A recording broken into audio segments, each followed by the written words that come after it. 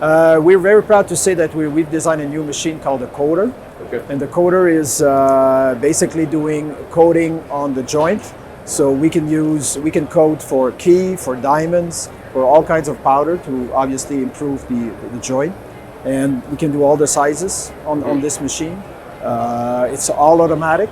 So you start from basically a non-kief joint. Yeah. That could actually get transferred directly from our PR-200 to that machine. We also have an option for that to be completely automated. So you put 2 full trays in, and the trays that are empty basically are used to be filled with kiefed product automatically.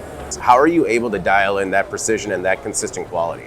I think it's the design, the R&D, and the thing is we partner with a big company in Canada that we're at a lot of expertise in doing kief coating manually. So we didn't want to go to the process. We're not a process company. We're not a product company. We're more a packaging automation company. So we tried to get that expertise from them, and they were part of the process to design this. Yeah. So we were sure that when we designed something, it would actually be applicable to the industry. So that was a real big success, and that's the reason why we were able to nail all the little feature on this machine that works.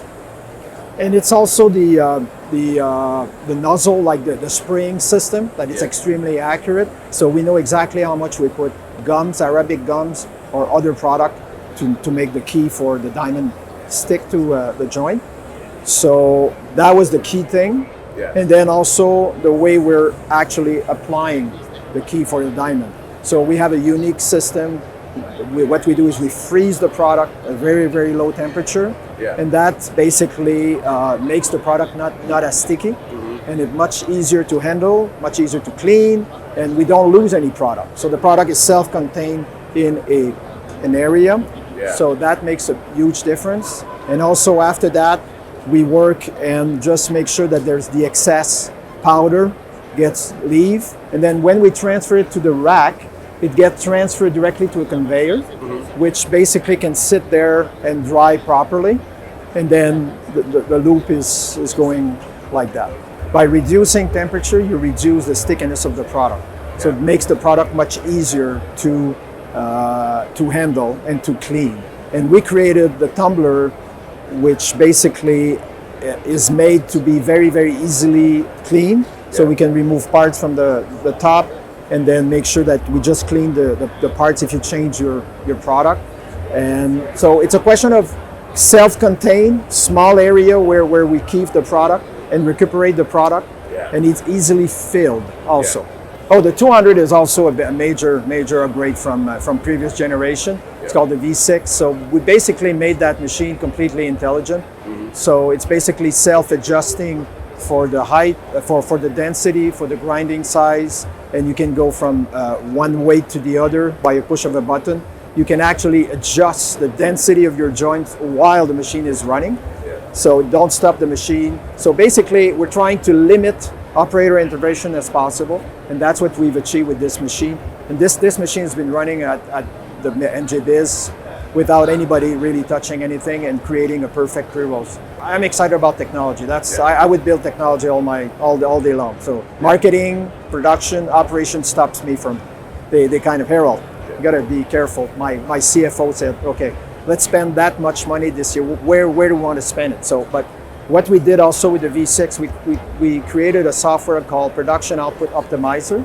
So that basically gives a report of all the performance of the machine and where we could improve the machine, okay, to increase the uptime and the production rate.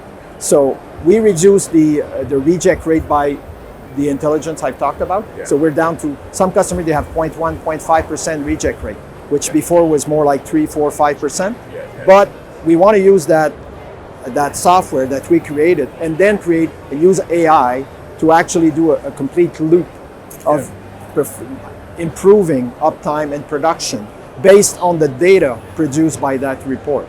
So that's the next step, okay, that we're going there. So AI is definitely a tool that will eventually be implemented into this machine. We also come up with a new version of our popular closer. It's all electric now. It's lighter, so it's much easier to to handle and bring all over the place. And for smaller customers, the dispensary. So it's just a plug-in, 110 volts, and it does basically all your closing, crown finish, and with the combination with the spinner, we've improved also the actual spinner, the centrifugal system. So that's also new this year. So we've been trying. I think what I want to say to my customers and everybody out there that are listening is that we're always trying to improve our products' demand and trying to solve the problem. Trying to solve the problem and be there for the customers. That's how we build this company, basically. Trying to support them and be there. We are not perfect, okay, but far from it, but that's what we're trying to do, honestly. Yeah. Hey, thank you very much, man. Thank you, David. That was great. Thanks.